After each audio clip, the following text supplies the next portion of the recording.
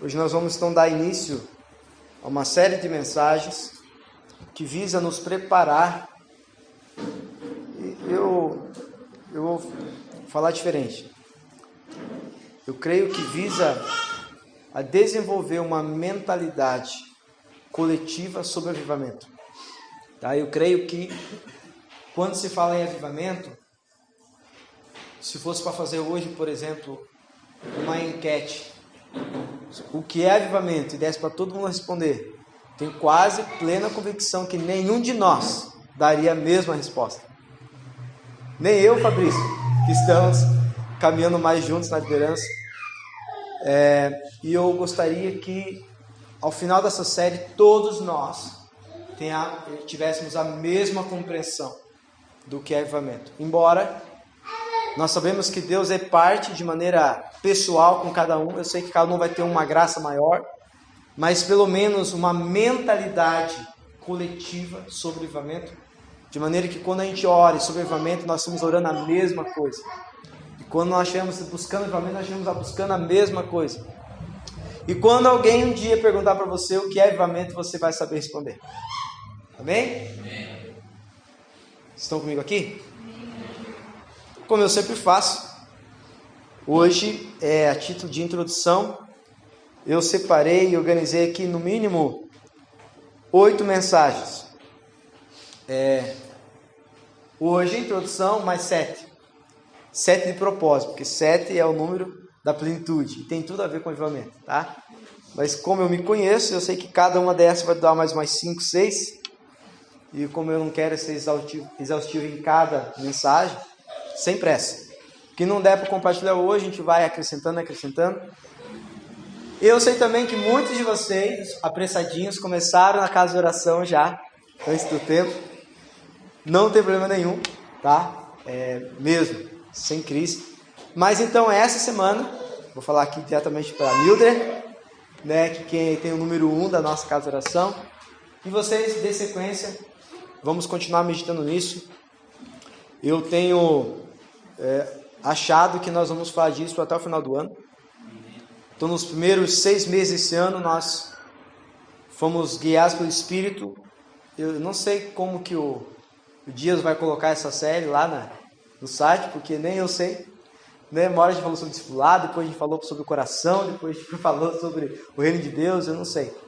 Eu sei que o tema era discipulado e o reino de Deus, ou o reino de Deus e o discipulado. Então o nome dessa série é O Reino de Deus e o Avivamento. Amém? O Reino de Deus e o Avivamento. E vocês vão entender hoje, espero que entendam hoje com essa introdução, por que nós precisamos falar do Reino de Deus. Tá? Por que o tema é o Reino de Deus e o Avivamento. Nós ficamos durante, se eu não me engano, 2 anos e meio a 3 anos, posso estar enganado, falando sobre o Reino de Deus nas casas, de maneira especial na casa do Jair, ensinando muito exaustivamente sobre o Reino de Deus. Eu acho que se eu fosse fazer de volta uma série, eu não faria tão bem como foi feito aquela vez. Eu confesso para vocês que foi bem sem planejamento. O que a gente fez naquela ocasião, se você quiser, está lá no nosso site. Nós fizemos assim. Nós queremos mostrar para você como um quebra-cabeça. Alguém aqui já teve o cuidado de montar um quebra-cabeça de muitas peças? Tipo assim, 1000 peças, 500 peças, um negócio bem difícil. Uma coisa interessante de montar um quebra-cabeça tão grande é que tem momentos que é tudo igual. Por exemplo, se for a imagem do céu, por exemplo, né? Então vai aquele azul e aquelas nuvens brancas. Quando você vê as peças, não tem diferença nenhuma, é tudo branco e tudo azul, né? Então, como que começa? Como que nós começamos a montar um quebra-cabeça? Tá? Então, tem algumas regrinhas que, se você seguir, te auxilia.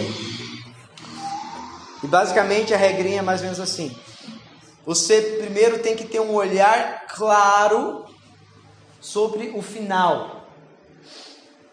Então, você tendo um olhar claro sobre o final, ou seja, como ficará esse quebra-cabeça no final, a imagem completa, vai nortear você a fazer a montagem.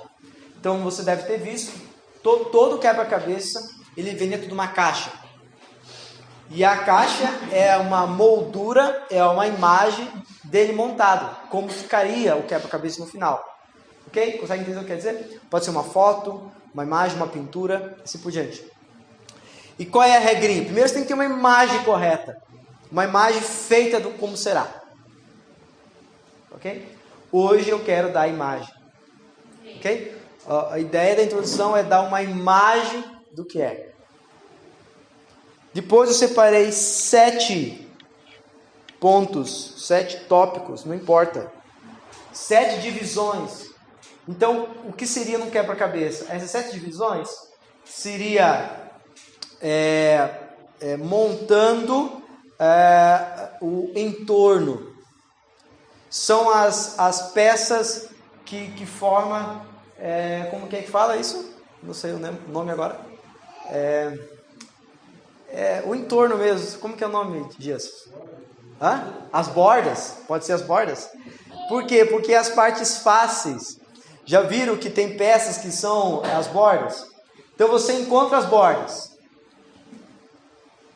E depois separa as peças por tonalidade. É isso que nós vamos fazer nos outros cultos, ok? Amém? Então hoje eu vou dar uma imagem, ok? E vou falar o nome das bordas.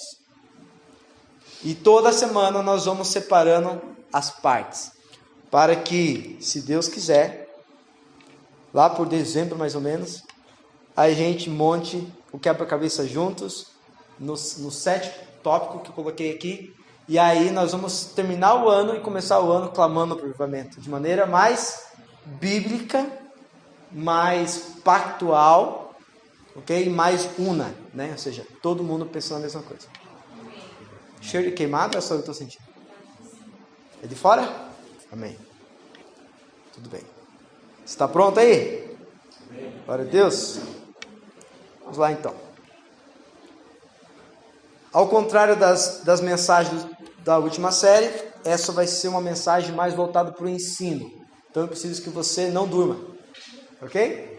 Então não vai ser tanto mais uma pregação inspiracional ou temática. Ela vai ser uma pregação mais no nível de ensino. Então se você estiver com sono, dá um tapa na tua cara. Né? Se você tiver intimidade com o marido, mentira, brincadeira, não bata nele. Vá até o banheiro, lava o teu rosto. Ou dá uma pinicadinha assim, de leves, para ele acordar. Tá bom? Prefiro que você anote. Eu não vou dar de mão beijada. Ao contrário das outras vezes. Que se a gente vai falar mais no sentido de ensino, é preciso que você queira aprender. Jesus, quando pregava sobre o reino de Deus, você deve ter visto na Bíblia, ele não dava de mão beijada. Ele pregava a parábola e lançava. E os discípulos falavam: Senhor, nós não entendemos. Aí Jesus levava eles num canto e ensinava a parábola que ele já tinha ensinado. Ou seja, a parábola ou o ensino sobre o reino de Deus é algo escondido de propósito. Ok? A maioria das vezes a gente acha que as parábolas foram feitas para melhor entendimento. E é o contrário. E ele diz: Senhor, por que você fala por parábolas? Para que ouvindo não ouçam, para que vendo não vejam. Ele fez de propósito. Mas os discípulos ouvindo aquilo não entenderam nada. Falaram: Senhor, mas nos ensina. E Jesus responde: para vós pequeninos, o Pai decidiu revelar o reino de Deus. Okay? Então por isso anotem tudo que vocês puderem anotar. Primeira coisa que eu queria dizer para você: Deus não pede que busquemos avivamento. O Marcelo começou mal. Nós não vamos encontrar na Bíblia em nenhum lugar Deus nos pedindo, nos exortando, nos dando como mandamento buscar avivamento. Estão anotando aí? Avivamento não deve ser o nosso alvo. Mesmo assim, chegar ao final do ano, vocês vão ouvir toda hora eu falar, mas devemos buscar. Calma lá. Okay? Não é mandamento bíblico, não é desafio bíblico, e não está nas escrituras nem o termo avivamento.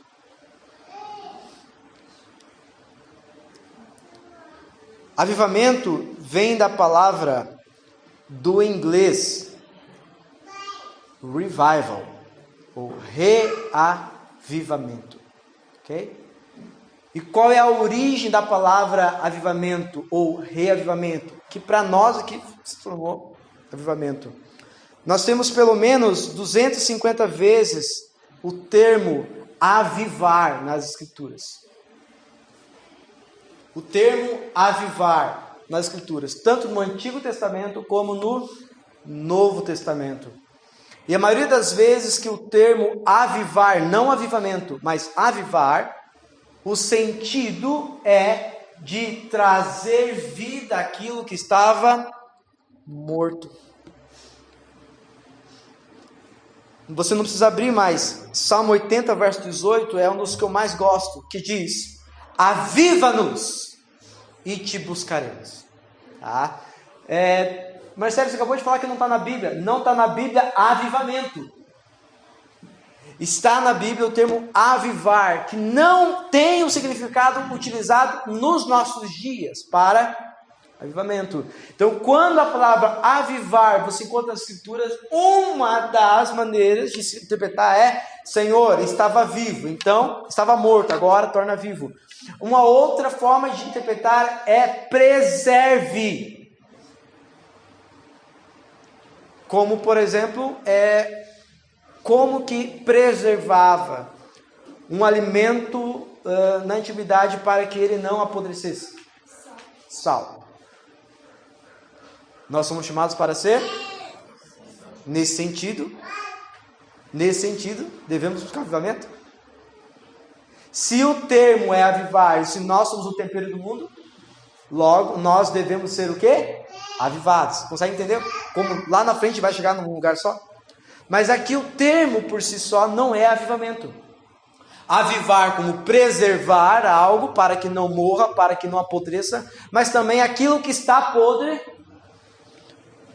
Por exemplo, no Antigo Testamento, um texto muito conhecido e que nos ensina o que seria avivamento, por exemplo, é o Ezequiel 37. Todo mundo conhece.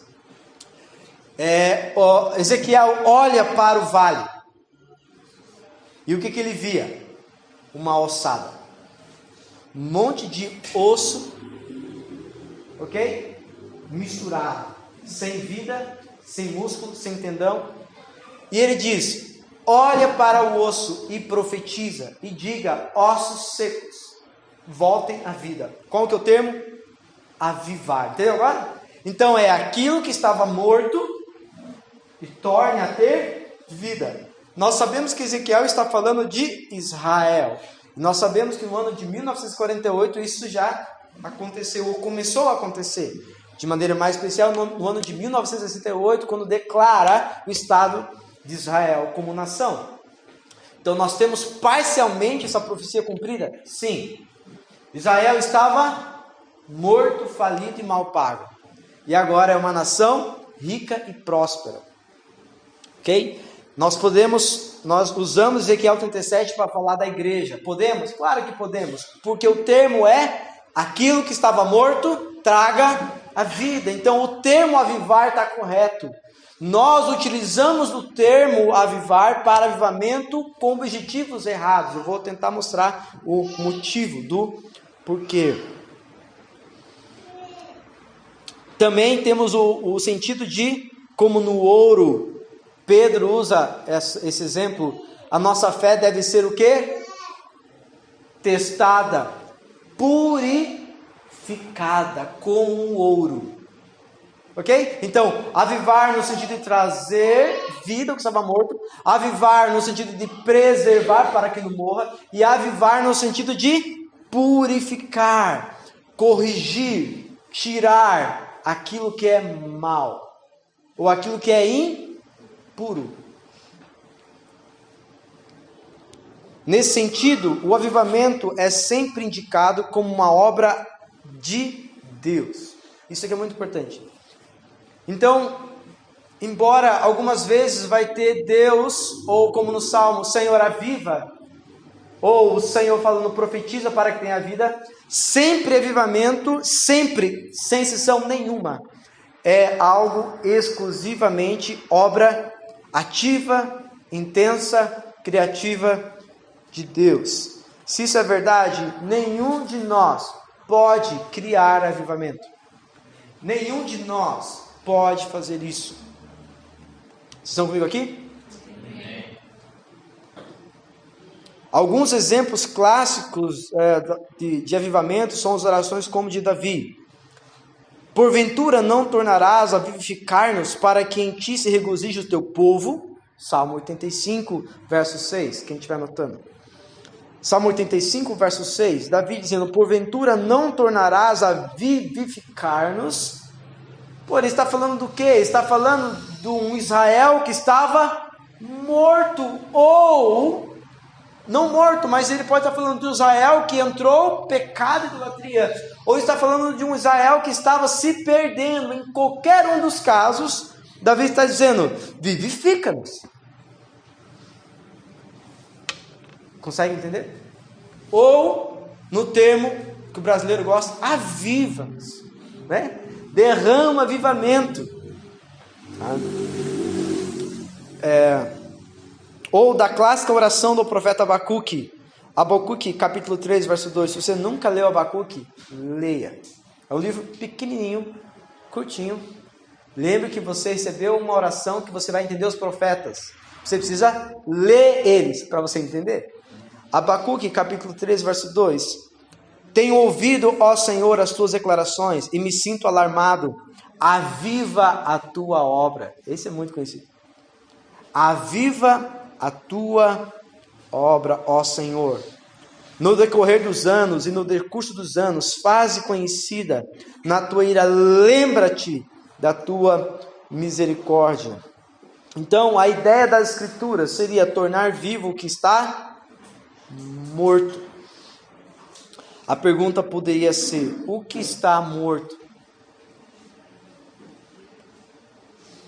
Vamos lá. Vamos ver se você entendeu um pouquinho. Uma das canções que me perturbou durante um tempo, cantei ontem não, do Júdice de Oliveira. Primeira vez que eu ouvi essa canção, eu falei, cara, se o Júdice, que é um dos avivalistas da nossa nação, está dizendo que a oração dele está morta, sua adoração sem vida, imagina a minha. Eu não aceitei aquilo, eu falei, a minha não está morta não. Alguém já passou por uma experiência na vida cristã onde parece que os céus se fecharam para você? Também chamado de deserto, eu gosto de chamar de batismo da angústia, onde Deus cala. Quantas vezes? Eu não sei nem enumerar quantas vezes, ou quanto tempo isso aconteceu comigo. Uma oração que nós poderíamos fazer é: aviva a minha oração. Então o que está morto? A minha oração. Consegue entender agora o que é avivamento? Deus não manda que você peça avivamento, mas se algo na sua vida está morto, você pode pedir o quê? Aviva. Consegue entender? Vamos supor, teu casamento, estou dando dica aí, irmãos, vai pegando. Teu casamento está morto, não há mais alegria em estar junto. Alguém já experimentou isso? Fala eu. Não há mais alegria em estar em casa. Pode acontecer. Eu não vou nem profetizar que aconteça, para você não ficar triste comigo. Mas pode ser que aconteça. E se isso acontecer, o que você pode orar? Aviva. Conseguiram entender o que significa a palavra avivamento nas Escrituras? Nas Escrituras. Agora vamos ver o que significa avivamento para o brasileiro. um culto avivado. Quantos aqui gostam de culto avivado? Fora eu. Alguém? Quando o Senhor me alcançou, as vigílias não eram como nós temos hoje. Tanto que eu fiquei tão admirado quando eu saí de uma comunidade para outra. Quando o Senhor me alcançou, no primeiro dia que eu fui para a igreja, primeiro dia, que eu já contei essa experiência que eu não fui por causa de Jesus, primeira, já foi vigília. E foi num frio lascado, de 0 grau mais ou menos. Eu tava só com, como que é o nome daquele suéter que fala? Blusinha assim de lã, com uma golinha V assim, suéter. Num frio lascado, irmãos. E a gente orou da meia-noite às 6 horas da manhã. Minha primeira experiência. Então, para mim, vigília com cada hora, 2 horas, eu achei tão estranho a primeira vez. E tinha várias vigílias. Quando a gente falava de vigília dos jovens, era Brasil para Cristo. Brasil para Cristo era chamado de louvorzão. Da meia-noite até 8 horas do outro dia. E a noite toda pulando, gritando. E as músicas eram, né? Os que confiam no Senhor. Isso aí era para nós. O quê? Avivamento. Então, avivamento significa para muitos de nós um culto avivado. Por exemplo, já viram aquela expressão? Nossa, eu chorei tanto no culto, eu não conseguia parar de chorar. E quantos aqui, seja bem sincero, fora eu, sou o maior pecador entre vocês. Quando chorou no culto, achou que o culto estava mais avivado, seja sincero. E volte e meio, não dá vontade, você vai dizer que eu não choro no culto. E se você chora, você dá uma alegria assim, parece que Deus veio hoje. O Senhor me salvou, nós estávamos no meio de uma unção, que a unção veio encomendada. Encomendada não, como que fala? Quando a gente traz de fora, importada. Veio importada do avivamento de Toronto, no Canadá, chamada unção do riso. Alguém experimentou a unção do riso aqui? Não, estou falando da unção, estou falando da bobiça que se transformou depois. Mas da unção, a unção do riso era um negócio interessante. Todo mundo ria e não conseguia parar de rir. Mas era gargalhada. Se você não experimentou, perdeu. E aí, vai passando um tempo, a unção acabou. Mas a gente achava que o avivamento era unção do riso. Ou seja, se tinha unção do riso, era avivamento. E consegue entender onde eu quero chegar? Eu dei o termo bíblico para avivamento. Vamos chegar lá até o final do ano, calma, tá? Fique de boa. Mas eu quero mostrar para vocês o que se transformou o avivamento para o brasileiro, e não só o brasileiro, tá? Principalmente o americano, que nossa herança ela é praticamente dos Estados Unidos, né? Essa foi boa, essa é boa. Avivamento se transformou em cair no chão. Era tanto, popularizou-se por causa do Benihim, né? Alguém aqui já assistiu as cruzadas do Benihim? Irmãos, teve muita... Depois, um pouquinho, virou modinha, né? Tudo aqui vira modinha. Mas, irmão, vou te falar. Deus usava o Benihim como tá nos vídeos mesmo lá, tá?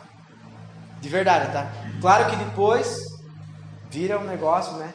Mas assim, de verdade, irmãos, tinha lá... não sei quantas pessoas assim, enfileiradas para receber oração. Antes dele encostar, as pessoas já voavam assim, 3 metros atrás. Verdade, isso aí não é zoação. Depois virou oba-oba. Okay? O Brasil gosta disso, né? Depois virou oba-oba. Mas a unção do cair no chão era real. Depois virou oba-oba. Por quê? Se ninguém cai no chão, Deus não está ali. Então significa que cair no chão virou um sinônimo de avivamento. Vamos misturando então, tá? Culto avivado, com lágrimas, com riso, com cair no chão. Também é chamado também de cair na unção. Era chamado de cair na unção. Era tão legal essa época que o Joel falava assim, ó. Ele queria ensinar para alguém que ir numa reunião não caía. O Joel falava assim: pastor, meu sonho é cair no chão. Alguém já ouviu isso? O meu sonho é cair no chão. Ele ficava a falar para nós, nas reuniões. Para não é você não cair, para todo mundo cair, você não. Tá entendendo? Era assim o culto. Começava tal, chegava o Gregório e começava a orar e pum, todo mundo caindo e você ficava assim. Eu lembro do Cláudio, lembra do Cláudio? Meu Deus, o Cláudio era um sarro. O Cláudio era muito... Você conheceu um irmão que é meio assim, difícil com as coisas espirituais? É tudo meio quadradinho assim. Era o Cláudio. Ele queria entender pela cabeça, né, a lógica do cair no chão. Até eu queria entender, mas tudo bem. Mas ele ficava assim, ele não recebia. E aí várias vezes foi discipulado com ele: irmão, me ensina como cair, eu quero um dia cair. Então para ele o auge da vida cristã seria cair no chão. E aí o Joel ensinava para as pessoas: irmão, vou te dar o detalhe. Quando o irmão vier orar por você, para você cair, cai antes. Ai. Significa que quem era o irmão mais espiritual das igrejas? Quem caía? E quem não caía? Está em pecado, com toda certeza. Depois virou curas, milagres. Sim ou não? Curas e milagres, sinais, maravilhas. Então nós nunca tivemos um aumento tão grande, esmagador, das igrejas chamadas neopentecostais no Brasil. Primeiro era a Igreja Universal do Reino de Deus. Você já reparou que as igrejas mais heréticas são as que têm os nomes mais bíblicos? Tenta imaginar, igreja melhor que essa, Igreja Universal do Reino de Deus. Está mais parecido com a Bíblia? Sim ou não? Essa deveria ser a igreja. Igreja dos Santos dos Últimos Dias. Consegue entender? Totalmente bíblica. Igreja da Plenitude. Outro, Igreja Internacional da Graça. Olha o nome das igrejas. Nunca teve tanta igreja mundial. Do neopentecostal. O que seria um neopentecostal? Okay? Igrejas que enfatizam todos esses sinais de avivamento. Cair no chão, cair na unção, sinais e maravilhas. Hashtag fica a dica, são os mesmos sinais que vão enganar muitos antes da volta do Senhor. Mas esse não é o assunto de hoje. Só para mostrar para vocês o que significa avivamento. Então, se você for numa igreja pentecostal, o que é avivamento? Falar em línguas, a unção do riso, cair no chão. Consegue entender onde eu quero chegar? Consegue entender ou não? Se isto é avivamento, quando que virá avivamento? Bíblico. Qual é a palavra que nós lemos aqui em alguns textos significa? E poucas vezes já melhoramos para ministérios ungidos. Avivamento como ministérios ungidos. Então, quantos aqui já foram para a conferência porque o ministério estaria lá? Fora eu. Fernandinho vai estar naquela igreja. O que fazia naquela igreja? Lotava. Eu lembro aqui, não sei se o Felipe lembra, quando aqui, aqui no espaço da Igreja da Paz, aqui, que agora era só em vida, agora estão os nossos irmãos, o Rodrigo ali. Não sei se vai lembrar. Veio aqueles carinha que cantava aquela música. Eu esqueci o nome dele. Hã? Não. Esqueci. Eram jovenzinhos que cantavam as músicas legais assim. Pô, esqueci uma música bem legal deles. Hã? Megafone. O que aconteceu? Lotou. Por quê? Porque avivamento se transformou também em ministérios ungidos. Ok? Ministérios ungidos. O auge disso no Brasil, talvez, assim que teve escândalos terríveis, foi nosso irmão Thales, Roberto. Ok? Foi tão terrível, né, que pegaram tanto no pé dele quando ele assinou com a Sony e tal, começou a cantar em baladas, começou a cantar, só para você ter uma ideia. Ok? Porque aonde estava aquele ministério ungido, ali estava Deus. Só para você entender. E algumas outras poucas vezes, avivamento significa conversão. Conversão. Então, a gente também experimentou no Brasil um boom de conversões. Foi tão assustadora a quantidade de pessoas que viraram evangélicas que, inclusive, chegou a ter algo que mostrava como avivamento, que era conversão de artistas. E o testemunho dos artistas atraiu várias pessoas. E o testemunho dos artistas começou a converter várias pessoas. Viram assim? Isso já aconteceu? Eu tive uma experiência terrível disso, na real. Fomos convidados para ministrar na Sara Nossa Terra. Ministrar avivamento. Entendeu? Entenderam o que é ministrar avivamento aqui, né? Cair no chão, unção do riso, curas e milagres. Então, entenda o que é avivamento. Louvores ungidos, culto avivado. Isso é avivamento. Então, nós somos convidados para lá. Um dos irmãos que foi convidado para estar conosco, que era aquele irmão, o Júnior, do 9 graus, que andou 10 anos com o Gregório. Então, era muita unção que estava no lugar. E Sara Nossa Terra, não sei se você conhece, é uma igreja muito grande, bem conhecida. E começamos ali, todas as músicas que a gente conhecia, música de avivamento.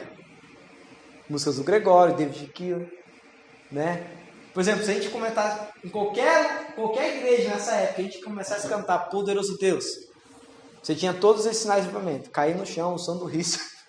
Ah, tinha uma outra unção, Everton. Chu. Todo final de música tinha no finalzinho chu. Eu não sei de onde surgiu isso, mas era legal fazer. Tá? É kit avivamento. A gente fez tudo que a gente sabia. Todo tipo de macumba gospel a gente fez naquele dia. E não veio avivamento. De repente, sai alguém de trás. Vocês não vão acreditar que eu tô falando, é verdade. Sai alguém de trás. O irmão que estava dirigindo na reunião meio que expulsou nós. Irmãos, agora você pode dar um espacinho pra gente que um outro irmão vai ministrar umas canções aqui? Quem que aparece? Vocês vão... Adivinho. Não, os adivinhos não herdarão o reino de Deus. Não adivinho. Cris Duran. Conhece Cris Duran? Não conhece Cris Duran? Paz lindo. Pensa um cara bonito. Ele já era bonito antes de ser crente. Depois que virou crente, ficou mais bonito ainda. Pensa um cara bonito mesmo.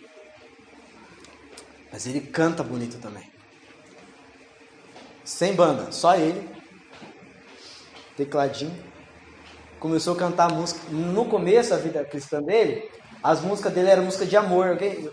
Músicas assim românticas, assim, falando do amor de Deus, envolvendo o amor entre as pessoas, tá? Sobre o amor.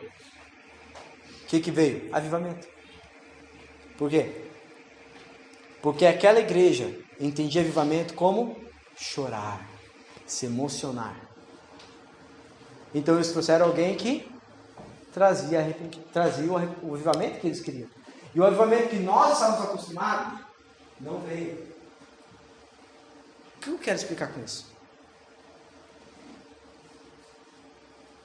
Como nós vamos buscar algo que nós nem sabemos o que é? Consegue entender a questão, não? Por isso que eu falei, se eu perguntasse para cada um de nós o que é avivamento, cada um responderia uma coisa diferente. Estão comigo aqui? Qual é o problema? Olhamos para o avivamento como um alvo em si mesmo. Esse é o problema. A gente olha para o avivamento como algo que nós deveríamos buscar e como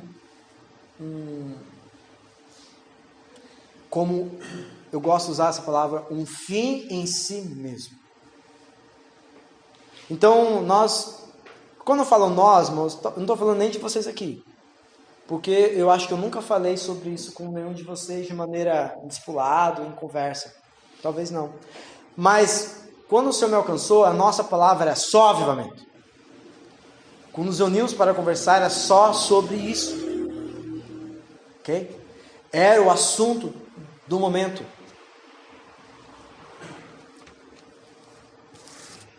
Mas deveríamos olhar para o avivamento como um meio para alcançar o verdadeiro alvo. Então eu quero ensinar você que nós não devemos buscar avivamento. Nós não devemos nem necessariamente orar por avivamento. Calma, vocês vão entender. Porque nós deveríamos olhar para o verdadeiro alvo das nossas vidas. Semana passada eu compartilhei uma palavra que, na minha maneira de ver, é uma das palavras mais importantes que eu já preguei nesses quase 5 anos de comunidade. E com todo respeito, não quero desmerecer nenhum de vocês, mas eu não vi efeito em quase ninguém. Provavelmente porque não está na hora de vocês entenderem isso. Provavelmente. Porque uma vez que você entendeu o que significa viver para a glória de Deus, de verdade, toda a sua vida vai se transformar. Toda ela. Todo. O que você pensa, como você age, como você investe seu tempo, como você investe seu dinheiro, como viver a igreja, como viver com os irmãos, como viver em família. Porque tudo que nós devemos viver para a glória de Deus. Mas isso não é o nosso alvo. Esse é o nosso estilo de vida. Também chamado pelo nosso irmão Ervo, que trazia a cultura do céu para a terra. Parabéns. Então, a pergunta poderia ser: qual deve ser o nosso verdadeiro alvo? E por isso que o nome da série é O Reino de Deus. Amém? Eu quero ler com vocês alguns textos. Colocar o pirulito na boca e tirar. Tá? Eu quero ler para vocês alguns textos para mostrar e demonstrar como as Escrituras mostram para nós com clareza qual deve ser o nosso alvo. Qual deve ser a nossa busca? Qual deve ser a nossa oração? Para que ao final do ano você entenda o porquê que precisamos de avivamento. Amém? Abra comigo. Mateus capítulo 3, verso 1. Então nós começamos a falar o que é avivamento nas Escrituras. Depois falamos o que geralmente é avivamento para nós. Nós falamos que esse é um problema. E nós estamos tentando encontrar a solução. Se avivamento não deve ser o alvo da nossa vida, qual é? Então nós vamos olhar para as Escrituras e tentar entender qual é o alvo. Então, Mateus capítulo 3, verso 1. Acompanhe a leitura. Naqueles dias, João Batista apareceu no deserto da Judéia e começou a anunciar a seguinte mensagem. Qual? Arrependam-se, pois o reino de Deus, o reino dos céus está próximo. O profeta, verso 3, o profeta Isaías se referia a João, quando disse: ele é uma voz que clama no deserto, prepare o caminho para a vinda do Senhor, abra a estrada para ele. Antes de João Batista pregar essa mensagem, o mundo ficou em silêncio da voz de Deus por quantos anos mesmo? 400 anos. Chamado 400 anos no silêncio de Deus. Antes dos 400 anos de silêncio, nós temos o profeta Malaquias, o último profeta, profetizando acerca do quê? Vocês querem juízo? Vocês querem justiça? Eu enviarei o meu anjo antes da justiça. E ele estava se referindo a quem? Jesus responde: vocês querem saber quem era João Batista? Era o Elias que fora profetizar. Ou seja, a profecia dizia a respeito de um tempo quando o Senhor iria enviar um rei. E esse rei governaria sobre toda... Zacarias capítulo 14, verso 9. Nós lemos toda a primeira série, de janeiro até junho. Zacarias capítulo 14, verso 9 diz que naquele dia haverá apenas um rei. Esqueceram, irmãos? A profecia dita em 2 Samuel capítulo 7, profecia dada para Davi: virá um rei, Salmo 89, da descendência de Davi, Jesus chamado do filho de Davi, Disse o Senhor a meu Senhor: senta-se à minha direita até que sejam os seus inimigos colocados debaixo de seus pés. E ele não estava se referindo a Davi, porque Davi nem haveria de ser vivo ainda. Lembra que ele explica que eles não estavam se referindo a Salomão. Salomão não estava nascido ainda, ele estava se referindo ao outro rei. Ok? Quando o povo volta do cativeiro, nós temos uma das maiores profecias bíblicas em Ageu e Zacarias. A glória da última casa será maior do que a primeira. A pergunta: a glória do Senhor no templo restaurado, na volta do cativeiro, com Esdras e Neemias, foi maior do que a glória do templo de Salomão? Por que eu sei que não? Simples. Porque a Arca da Aliança nunca mais voltou. E quem é a Arca da Aliança? Cristo. Colossenses capítulo 2, verso 2 a 3. Ele é. E nele estão escondidos todos os tesouros da sabedoria e do conhecimento de Deus. Amém?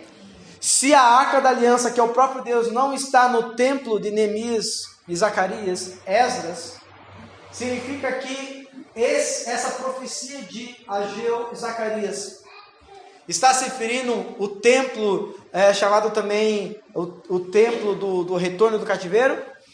Não. Está se referindo ao templo de Herodes? Por que eu sei que não?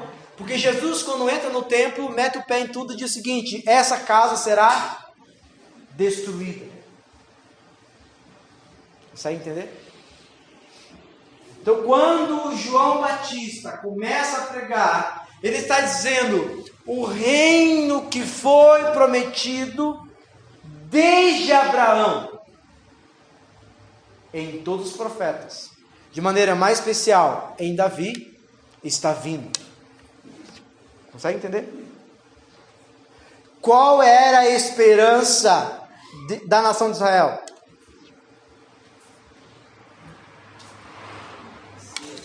O Messias. Porque esse Messias nos salvaria das mãos dos incrédulos. Esse Messias nos salvaria dessas pessoas que estão governando sobre nós. Por exemplo, quando João está profetizando, quem é o rei de Israel? Herodes. Quem que deveria ser o rei de Israel mesmo? Quem lembra? De qual tribo que ele deveria ser rei? De Judá. Por quê? Por que tinha que ser de Judá? Porque qual é a tribo da descendente de Davi? De quem viria o Salvador? De quem viria? De Davi. De qual tribo é Davi? De Judá. Mas pela ordem mosaica, de quem deveria vir o rei? Se fosse para vir um rei, deveria vir da onde? Não. Se for pela lei de Moisés. Arão é de qual tribo? De Levi. Moisés é de qual tribo? Benjamim. Não estou entendendo mais? Eu falei que isso é mais um nível de ensino, então anote. Não tem como nós entendermos avivamento sem entender o reino de Deus, é impossível. Por que nós transformamos o avivamento em todas essas coisas que eu falei? Porque nós tínhamos o desejo correto, com a teologia errada. O que acontece com a motivação correta, com a teologia errada? O povo se corrompe. Então nós não temos apenas o povo se corrompendo. Então, o povo se corrompe, uma igreja corrompida, nós temos o que nós chamamos de morte. Então você vai entender agora o porquê do avivamento. Lá na frente você vai entender o porquê do avivamento. Embora nós não devemos buscar, nós vamos perceber que é um bem, não é um mal, é um bem necessário e inevitável.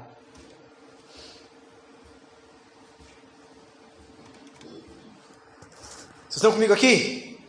Quando João aparece pregando sobre a vinda do reino, você olha, preciso que vocês se arrependam.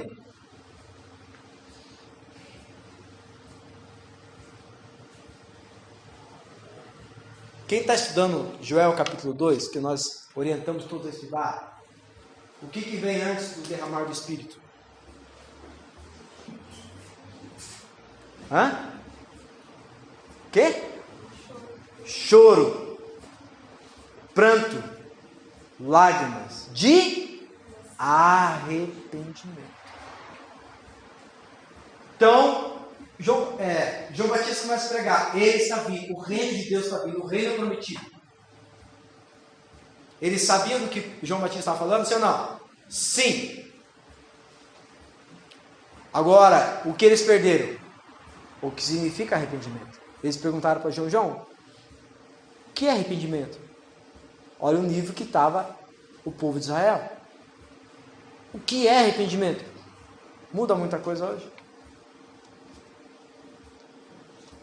Até agora nós estamos pedindo a mesma coisa, toda a vigília. Senhor, mostra o nosso coração para nós mesmos. Nos mostra do que precisamos nos arrepender. Não muda. Ou seja, sempre antes da vinda do reino de Deus, o que precede? Arrependimento. Mais uma vez, sempre antes da vinda do reino de Deus, o que precisa? Arrependimento. Anote isso, que é uma das maiores verdades sobre avivamento. E um dos maiores sinais para diagnosticar se tem avivamento. Vai notando, que lá no final do ano você vai entender. Uma vez eu arrumei briga com o meu pastor. Sem querer. Querendo. Mas eu arrumei uma briga com ele, a ponto dele ficar muito chateado comigo. E eu não pedi perdão. Não faço isso comigo. O que eu fiz com ele. Um dia, tinha um culto cheio de avivamento. Entendeu agora? Entendeu o culto de avivamento? E eu já estava entendendo muito mais profundamente o que é avivamento. Aí o pastor faz uns apelos estranhos lá. Sabe o que é apelo estranho? Eu já fiz vários. É quando a gente força a barra para ter avivamento. Vamos todo mundo aqui para frente, nós vamos impor as mãos, você vai ser cheio do Espírito Santo, vai ser transformado. Isso é apelo estranho.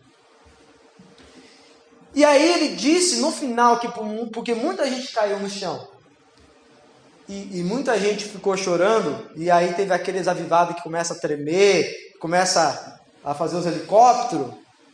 Já viu o som do helicóptero?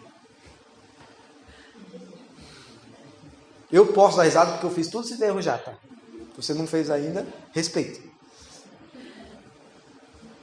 Mas aí, ele falou que efetivamente. Cheguei em casa, mandei uma mensagem para ele bem respeitosa. Pastor querido, isto não é avivamento. Avivamento é, com amor e carinho, beijos, Marcelo. Me mandou um e-mail. Reunião comigo no meu gabinete. E nós tivemos como dizia Paulo, uma não pouca discussão. Uma não pequena discussão. E no final ele falou, se retrata, não retrata. Peça perdão, não peço. Primeiro que eu não fui desrespeitoso. Mostrei o e-mail, fiz o e-mail com todo respeito. Com todo respeito, isso não é avivamento. Estou fora desse avivamento que você quer. E se você queria esse avivamento, já estou dizendo para você, eu estou fora. Tá? Você está buscando uma coisa que eu não estou buscando. Amém, irmãos? Então, quando João Batista começa pregando, ele começa a pregar o quê? Busquem avivamento. Não. Se arrependam, porque o que está vindo precisa de arrependimento. O que está vindo é o que foi prometido em todos os profetas. Quem ouvia entendia? Sim, entendia. E que está vindo o reino de Deus. E o que eles esperavam do reino de Deus? No mínimo, um Davi super ensaiadinho. Davi era o cara. Tinha algum inimigo páreo para Davi? Não. Já ouviram falar dos soldados de Davi, dos heróis de Davi? Teve um carinha lá, com uma espada, matou quantos mesmo? 300. É mais ou menos assim? Só para você ter uma ideia. Então, quando eu falar que o reino estava vindo, o que aqueles caras pensaram? Uau, é agora! O pau vai torar, esses carinhos Herodes, esses carinhos vão ficar no chinelo. Se você tiver o cuidado e querer saber um pouquinho, estude a história dos Macabeus. Não dá tempo de ensinar, né?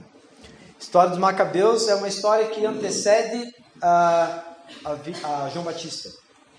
Alguns anos antes, a história dos Macabeus. E basicamente é o seguinte. Você lembra de Nabucodonosor?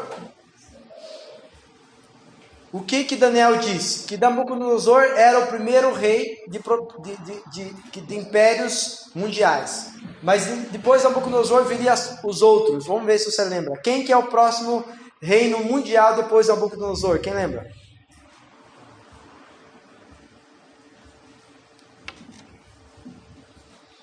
Obrigado. O reino de quem? Ninguém? Pode chutar, se errar. Os persas. Depois, qual o próximo? Alguém falou aí. Da Grécia. E depois? Roma. Exatamente. Quando vem o império da Grécia, dos gregos, também chamado do Alexandre o Grande, o que acontece? Uma maneira cada governo usava uma maneira de impor o seu domínio sobre os povos. A Grécia de Alexandre o Grande queria impor através da cultura, também chamada cultura helênica. Ou seja, toda a cultura da Grécia, eles queriam que invadisse todo mundo. Deu certo, sim ou não? Totalmente. Quando isto começou a chegar lá no povo de Israel, o povo judeu que estava na terra, daqueles que voltaram do cativeiro, lembra? Okay? Muitos deles falaram, não, a nossa cultura é da Torá, nós não vamos abrir mão. Então nós temos, eu só estou resumindo, tá? Nós temos então o chamado da Guerra dos Macabeus, quando eles se rebelaram e falaram, nós não queremos. E é mais ou menos nessa época que começou os partidos judeus. Porque alguns aderiram uma coisa, outros aderiram outra coisa, outros não aderiram nada. Então você vai entender quando a Bíblia chama dos zelotes. Já ouviram falar dos zelotes? O que seriam os zelotes? Aqueles que eram zelosos, que não abriram mão de nada. Aí tinha os fariseus, os saduceus, entendeu? Mais ou menos assim.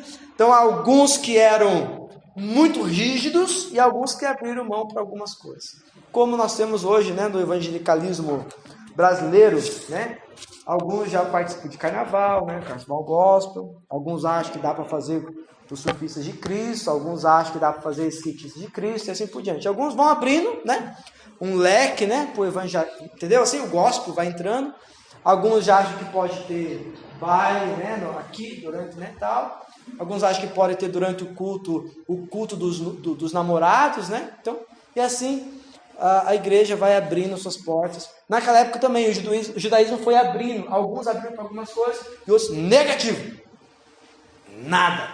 Entendeu mais ou menos assim?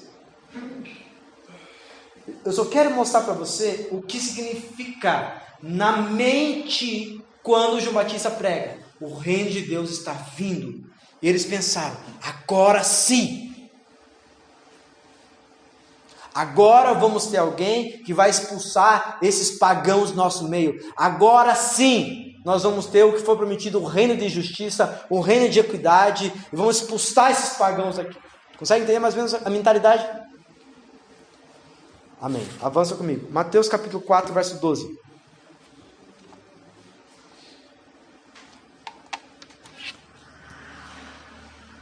Enquanto eu estiver explicando, se você tiver pergunta, anote aí para você perguntar, tá? No momento correto, você vai perguntar essas perguntas aí, tá? Mateus 4,12. Quando Jesus soube que João havia sido preso, voltou a Galiléia.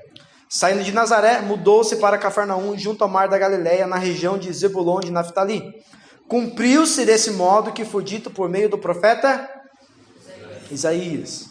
Então, quem está lendo os profetas aí, vão percebendo que é avivamento. Avivamento é uma das maneiras de cumprir as profecias no seu tempo. Ok? Na terra de Zebulon e Naftali, junto ao mar, além do rio Jordão, na Galileia, onde viviam tanto gentios. Verso 16.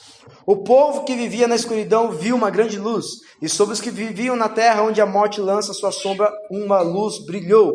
Verso 17. A partir de então, Jesus começou a anunciar sua mensagem: arrependam-se, pois o reino dos céus está próximo. Consegue entender? João Batista, presta atenção aqui, muito importante. João Batista era qualquer irmão. Oi?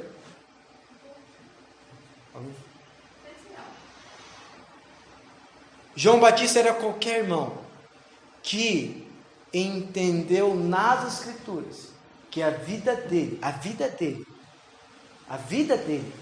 era cumprimento de uma profecia. Ele trouxe Isaías para o seu dia. E Jesus fez o quê? A mesma coisa.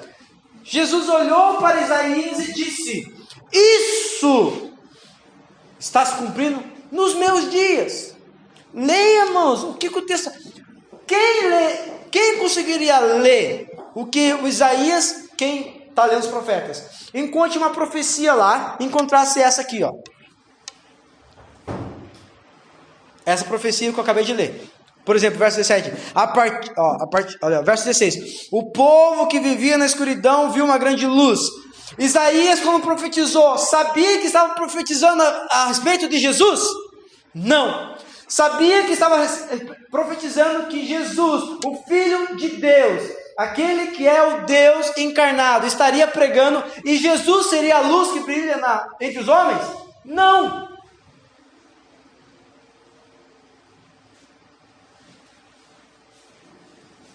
João Batista prega com cumprimento de profecia.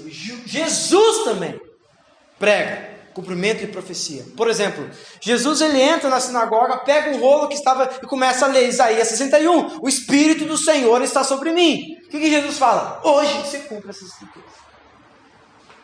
Qual foi o profeta que Jesus mais usou no Novo Testamento? Quem lembra? Quem sabe? Quem sabe essa? Não é pegadinha não. Qual foi o profeta que Jesus mais citou? Trazendo para o seu dia? Jeremias. Por isso que estamos estudando Jeremias. E qual é a mensagem que ele descobre, que ele tinha que pregar? Lê nos profetas. Qual? Verso 17. O reino de Deus. João Batista vem como cumprimento de profecia dos últimos dias, pregando o reino de Deus. Jesus é o enviado do Pai para o mundo e começa a pregar o quê? O quê? Busca avivamento? Não. O reino de Deus. Mateus capítulo 6, abra lá rapidinho. Mateus capítulo 6. Você vai entender o que Jesus ensinou você a orar. Mateus 6, verso 10. Venha, quando vocês orarem, orem assim. Peça ao Pai. Pai, o que nós queremos? Avivamento. Está isso na Bíblia? O que ele manda você buscar? O que ele te ensina a buscar? O reino. Busque o reino. No verso 33, ele dá uma dica. Hashtag fica a dica. Você quer que a tua vida vá bem? Quem quer que a vida vá bem? Quem quer que a vida dê certo? Seja sincero. Todo mundo, né? Ninguém é masoquista aqui, né? Hashtag fica a dica. Pode você colocar no teu Instagram. Busque em primeiro lugar o reino. Você quer vencer na vida? Coloque um alvo na sua vida. Eu quero o reino de Deus. Ó, mais uma vez. João Batista prega o reino. Jesus pega o reino. E o próprio Jesus, que é Deus encarnado, que é o próprio Deus taberculando no meio dos homens, diz: se tem uma coisa que você deve buscar, é o reino.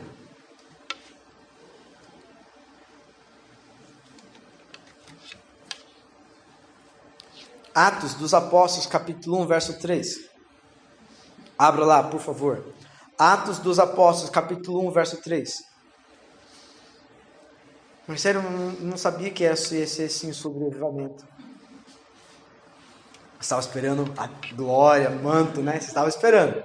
Fala a verdade, né? E cai no chão, e sorri, né? Eu gosto dessas coisas, tá? Não sou contra, não. Na verdade, às vezes eu fico com saudade desses cultos, mas assim, né? Mas isso não é avivamento. Atos 1, verso 3.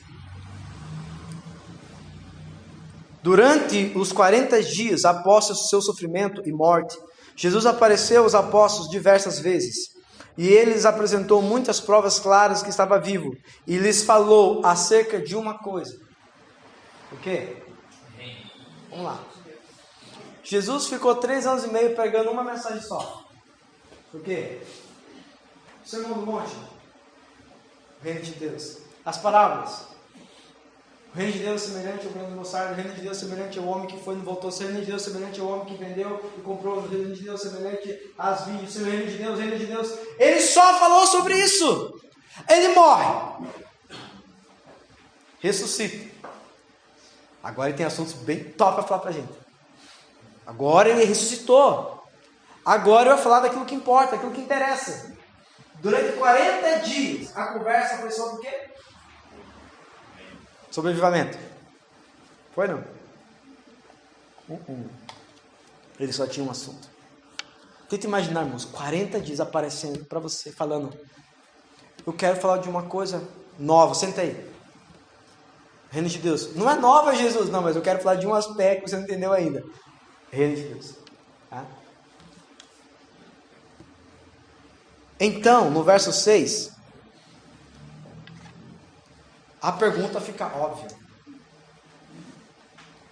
Eu comecei com a minha família hoje reassistindo, e eu quero dar a dica para você, um bom programa em família ainda hoje, As Crônicas de Nárnia. As Crônicas de Nárnia é um filme sobre o reino de Deus. Quem gosta de ler, é melhor ler do que ver o filme, porque na leitura tem mais o reino, mais as Crônicas de Nárnia. Depois que você entender, vai assistindo durante a série. Você vai entendendo o que é o reino de Deus e você vai entendendo muito por que tem que ter avivamento. Hoje, uma das últimas cenas emocionou, né? Entendi porque fiz avivamento.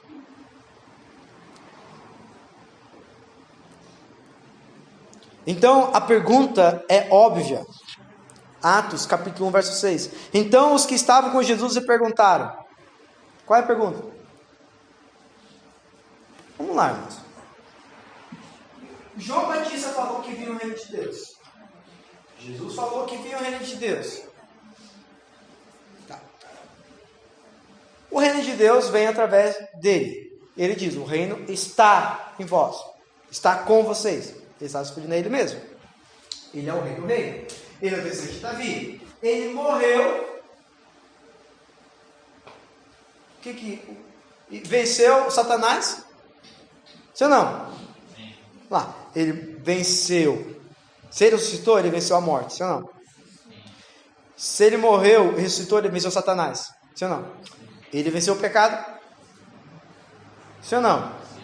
E ele ressuscitou. E não só ressuscitou, ele está com a gente. Qual que é a pergunta óbvia? E agora? Quando que vai ser o reino de Deus? Quando? O que falta, Jesus? Tenta imaginar. Você venceu a morte, o inferno, o Satanás, o pecado. E está com a gente, que somos aqueles que você salvou. Qual que é a pergunta? Senhor, é este o momento que você vai instaurar o reino de Israel? Consegue entender a pergunta na mente deles? Sim ou não? Hoje, no finalzinho do filme, eu achei muito legal. Aslan coroa os 4. E você conhece esse texto? Lembra?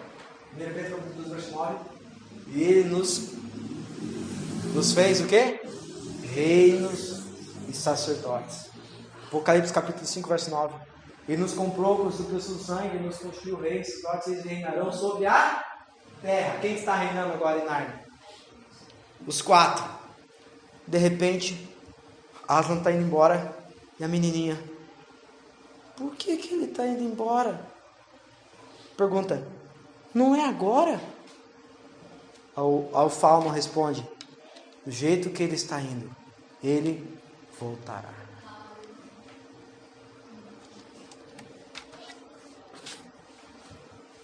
Vamos lá, estou colocando o que estou tirando toda hora. Se o reino de Deus é o motivo pelo qual Jesus veio, ensinou e pregou, ressuscita e só fala sobre isso, você não concorda comigo que eles estão certos em pensar que é agora? Para a surpresa deles e para a nossa surpresa, não alegria. O que ele responde? Não vos compete saber. Ou seja, não é agora.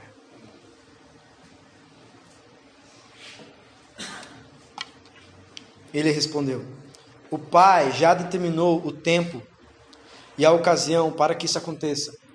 Ele está dizendo que não vai acontecer? Ele só falou que não é agora. Quem reservou o momento de vir a plenitude do reino de Deus que eles estavam esperando? Pergunta: tem algo melhor? Obrigado, gente. Tem algo melhor que acabar com a morte? Olha a pergunta que eu fiz. Existe algo melhor do que acabar com a morte? Sim. Existe algo melhor que acabar com o pecado? Sim. Existe algo melhor do que acabar com o sofrimento? Sim. E o Pai reservou isso pela sua autoridade para um momento. Ele respondeu: o Pai já determinou. Não sei na sua versão, mas a minha versão diz: o Pai já ele determinou porque ele viu lá na frente como vai ser? Ele falou? Não. Ele determinou porque o reino de Deus está debaixo da sua soberania. Quando a igreja recebe o Apocalipse, uma igreja perseguida, em algumas vezes você viu lá, morta. Lembra? Uma das igrejas, você está morta. Lembra disso? Uma igreja morta. Jesus está andando no meio da igreja morta. Sim, andando no meio da igreja morta. E qual é a resposta para a igreja morta? Apocalipse: sobe aqui e eu vou mostrar para você. E qual a visão que Jesus quer que uma igreja morta tenha? Quem abre os selos? Quem tem poder para abrir os selos? Aquele que morreu e foi morto, está vivo para todo sempre. Qual é a resposta de Jesus para uma igreja que precisa vencer o sofrimento? Ter uma visão clara. Uma visão clara do reino de Deus. E quem está no comando do reino de Deus? O Pai. E quem o Pai designou pela sua autoridade para cumprir todo o desígnio de Deus sobre o seu reino? Seu Filho. E o Filho vai desatar os selos quando Ele quiser.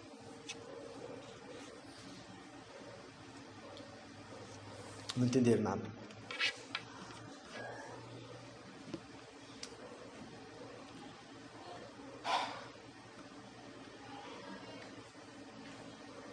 Verso 10. Continuaram a olhar atentamente para o céu, até que 2 homens vestidos de branco apareceram de repente no meio deles e disseram: homens da Galileia, por que estão parados olhando para o céu? Esse Jesus que foi levado no meio de vocês ao céu voltará do mesmo modo que vocês viram ele subir.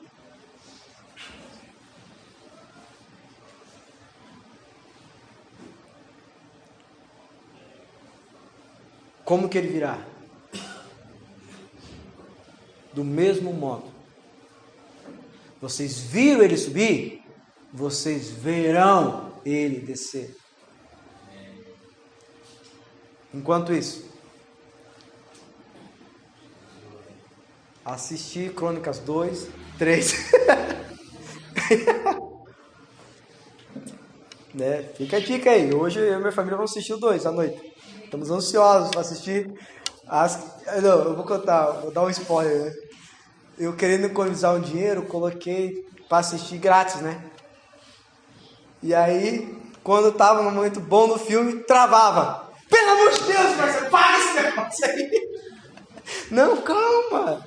Né? E ficava travando, daqui a pouco, vamos pagar. Aí paguei lá R$33,90. Não dá para economizar, a gente tenta economizar, né? Mas quando não dá... Amém. Vocês estão comigo aqui? Amém. Para mostrar para você o que a igreja tem que fazer até a vinda dele novamente, eu separei um texto apenas para ler e alguns outros para você meditar durante a semana, para preparar o teu coração para a primeira mensagem dessa série. Hoje é só introdução, não é considerada a primeira. Já jogaram vôlei e que quem errasse saía? Aí o cara errava, saiu a branca. Não tá valendo. Essa não tá valendo. Essa é só a branca, tá? Atos 28, verso 31. Esse é o último versículo de Atos dos Apóstolos. O que significa? Quem sabe? Que nós estamos escrevendo no verso 32. Bem?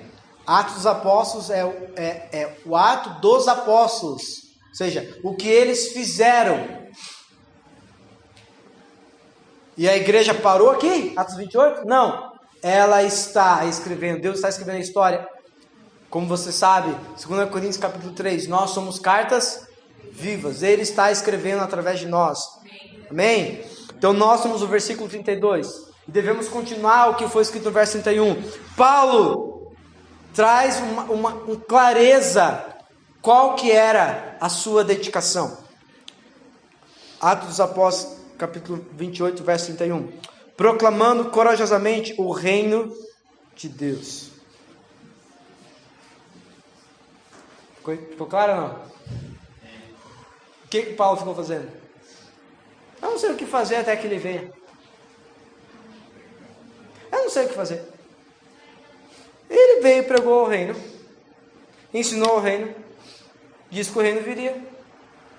Eu estou buscando o reino, orando o reino, aguardando que o reino venha. O que eu vou ficar fazendo nesse tempo? Eu não sei, jogando amarelinha. O reino de Deus era o assunto, a vida dos apóstolos. Por quê? Foi só o que eles aprenderam com Jesus.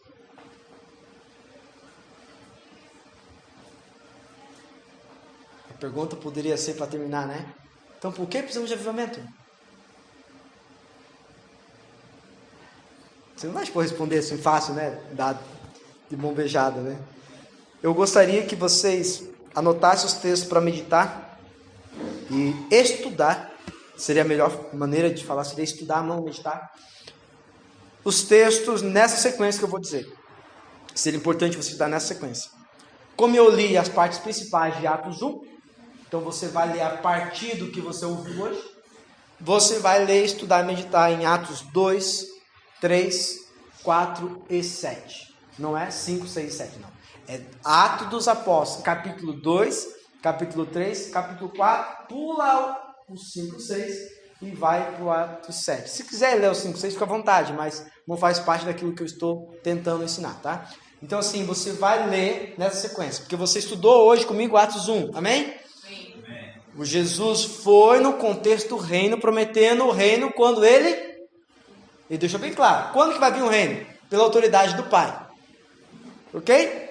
Mas ele disse que é quando ele volta, assim como você está vendo eu vi, ok? Beleza. Então você vai ler Atos 2, 3 e 4 e depois o 7, para você entender se os apóstolos entenderam o que Jesus explicou. E o que eles viveram, se eles entenderam. para depois você entender o porquê do avivamento. Bem? Outro texto na sequência, tá? 1 Coríntios capítulo 15. E para finalizar, 2 Pedro capítulo 3. Você vai ler, meditar e estudar esses textos nessa sequência que eu disse. Vai preparar o teu coração para a mensagem da semana que vem. Então eu vou dar spoiler. A primeira mensagem é: o que é que está morto? A segunda mensagem vai ser: qual é o modelo para restaurar o que está morto? Depois é: o que é o reino de Deus? Depois é: o que falta para a vinda do reino de Deus? Esta vai dar a maior dica para chegar ao que é avivamento. Depois, qual é a parte da igreja? Depois qual é a parte de Deus? Depois por que podemos esperar com segurança o maior avivamento da história. Tá? Então essa é a sequência do que nós vamos estudar juntos. Ao final nós vamos estar bem avivados para buscar avivamento. Mesmo tenha falado que a gente não deve buscar avivamento. Parece contraditório, né? Você percebe que a Bíblia tem cheia dessas contradições, né? Vamos ficar de pé?